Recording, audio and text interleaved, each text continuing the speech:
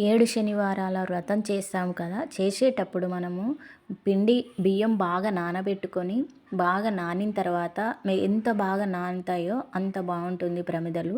బాగా నానబెట్టిన తర్వాత వాటిని ఆరబెట్టి, కొంచెం అంటే ఎండ కాదు మామూలుగా ఆరబెట్టి, వాటిని రోట్లో వేసి దంచుకుంటే, రోట్లో బాగా దంచినట్లయితే మనకు బావుంటుందండి. ఎందుకంటే మిక్సీలో దానికన్నా రోట్లో వేయడము బాగా మెదుగవడం వల్ల మెత్తగా అంటే స్మూత్నెస్ బాగా వచ్చి నూనె అనేది చిల్లిపోకుండా, అదేవిధంగా మళ్ళీ సాయంత్రం దీపం వెలిగించుకోవడానికి చాలా బాగుంటుంది.